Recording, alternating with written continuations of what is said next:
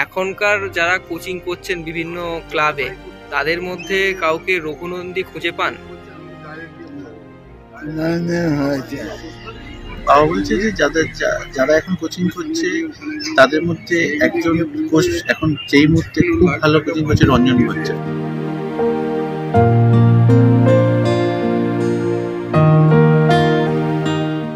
और ये धोनी की हुई जी गजब ग्रिप कैसे एसआरएमबी जैसे एसआरएमबी टीएमटी बार की विन ग्रिप टेक्नोलॉजी सीमेंट के साथ बनाए मजबूत पकड़। Grip is important.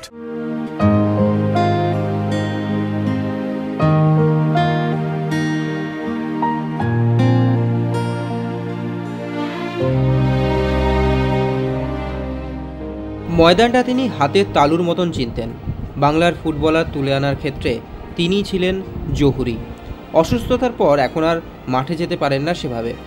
এরিয়ানের ফুটবল সচিবও ছিলেন। অজ্ঞাত কারণে সেই এরিয়ানও ছেড়ে যেতে হয়েছে। রঘুনন্দী এখন কার্যত বৃদ্ধ সম্রাট শাহজাহানের মতন ঘরবন্দি। আসলে ফুটবল ছাড়া তার জীবনটা তো সত্যিই বন্দিদশা। একদিন হঠাৎই ইস্টবেঙ্গল মাঠে তার সঙ্গে দেখা, যে ইস্টবেঙ্গলে ফুটবল খেলার জন্য তিনি রেলের চাকরি ছেড়ে এসেছিলেন। ফুটবলার হিসাবে সেই সফলতা না পেলেও কোচিং জীবনের রঘুনন্দী বাংলার এই প্রজন্মের অচ্যুত ব্যানার্জি। সেই ইস্টবেঙ্গল মাঠে বসেই এক্সট্রা টাইম বাংলার মুখোমুখি তিনি। সেখানেই বেছে নিলেন বাংলায় তার উত্তরসূরিকে। এখন কেমন আছে? শরীর কেমন আছে? এখন ঠিক আছে? এখন ঠিক আছে মানে এখন কেমন আছেন যদি একটু বলেন? হ্যাঁ, বাবা এখন আগের থেকে অনেকটাই বেটার আছে। এখন ডাক্তারের তত্ত্বাবধানে আছে, আমাদের নিউরো সায়েন্সে অলোক পণ্ডিত স্যারের এবং মেডিসিনে এসকে সেন স্যারের তত্ত্বাবধানে আছে। তো আগের থেকে অনেক বেটার আছে। এখন আর কোচিং করান বা সেরকম সুযোগ? এখন কোচিং আর তেমনভাবে কিছু করাচ্ছে না, মানে বাবা টিটি হিসেবে ছিল, কিন্তু আর কোচিং 50 বছর যেতে হয়েছে। আর সেখানে না, বাবা মাঠে আসবে বলেছে, আরো যে ছেলেগুলো ভালো খেলতে পারবে আগামী দিনে তাদের যদি আরো অনেকগুলো ক্লাব আছে তাদের যদি সুযোগ করে দেবে, সেখান থেকে যদি বড় ক্লাব যায় সেটাই আনন্দ। যতদিন বেঁচে থাকে মাঠে আসবে। এখনকার যারা কোচিং করছেন বিভিন্ন ক্লাবে, তাদের মধ্যে কাউকে রঘুনন্দী খুঁজে পান? বাবা বলছে যে যারা এখন কোচিং করছে তাদের মধ্যে একজন কোচ এখন যেই মুহূর্তে খুব ভালো কোচিং করছে রঞ্জন ভট্টাচার্য। আচ্ছা, এখন প্রায় ময়দানে কিন্তু নাম শোনা যায় রঞ্জন ভট্টাচার্যের, যে ময়দানের রঘুনন্দী, নতুন রঘুনন্দী। না, এটা কোনো বাবার একদম বাবার হাতে খেলেছে এবং বাবা হাতে করে কোচিং তাকে নিয়ে এসেছে লাইফে। আচ্ছা, তো কোনো খারাপ না এটা, যে সে সত্যি ভালো কোচিং করেছে। আচ্ছা, ময়দান কি পাল্টে গেছে বলে মনে হয়? আপনাদের সময় যেরকম ছিল এখন কি একটু পাল্টে গেছে বলে মনে হয় এখনকার ফুটবল বা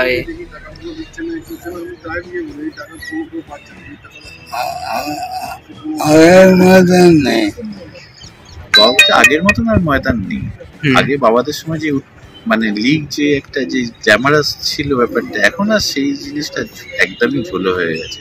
কেন লিগ আর সেই রকম জায়গায় নেই, কিন্তু আগেকার লিগ অন্যরকম একটা মাত্রা ছিল, মানে যেটা বাংলার ফুটবলকে লিগের জন্যই বাংলার মক্কা বলা হতো। সেক্ষেত্রে এখন আর বাঙালি প্লেয়ারদের জাতীয় দলে দেখা যাচ্ছে না, এই অভাবটা কেন আপনার কি মনে হয়?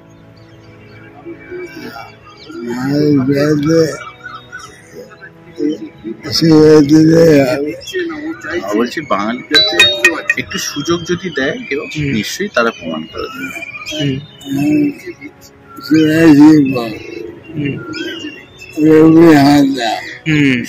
আমাদের মানে ক্যাপ্টেন সুভাষিস বোস, রবি হাঁসদা, দিব্যেন্দু বিশ্বাস, তো এদের তো সৌভিক চক্রবর্তী, তো বাঙালি ছেলেদের একদম হারিয়ে গেছে সেটা তো নয়, কিন্তু তাদের একটু সুযোগ যদি দেয় আবার প্রমাণ করে দেবে। কিন্তু বাঙালি ছেলে খুব একটা বাজে জায়গায় নেই। এখন নিয়মিত খেলা দেখেন না, আইএসএল বা দেখেন? আচ্ছা, শুধু দেখে না, সকাল 6টা থেকে বাবার একটা ডায়েরি আছে, সেখানে বিভিন্ন ক্লাবের কোচিং ক্যাম্পের নাম্বার আছে আচ্ছা এবং বিভিন্ন মানে প্লেয়ারের নাম্বার আছে। এখনো পর্যন্ত সেটা 6টা থেকে রাত্রি 8টা পর্যন্ত ঘেঁটে ঘেঁটে দেখে। আর কোনো খেলা বাদ দেয়, সেটা আইএসএল হোক কি কলকাতা লিগ হোক কি যেটাই কোনো টেলিকাস্ট ম্যাচ হয় সেটা প্রত্যেকটা ম্যাচ ফুটবল দেখে। আপনার প্রাক্তন ছাত্ররা খোঁজ নেয়?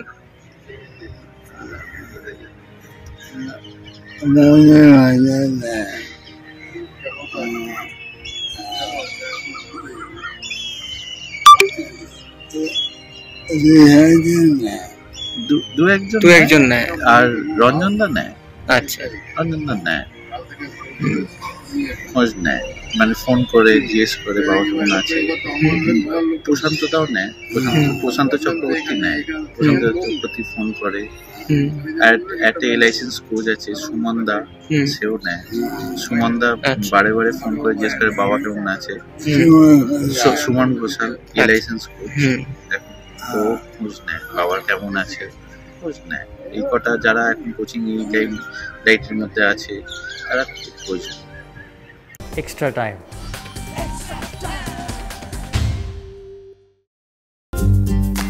লেটেস্ট নিউজ আর এক্সক্লুসিভ ভিডিওর সঙ্গে আপডেট থাকতে এখনই সাবস্ক্রাইব করুন আমাদের ইউটিউব চ্যানেল। বেল আইকনে ক্লিক করতে ভুলবেন না যেন।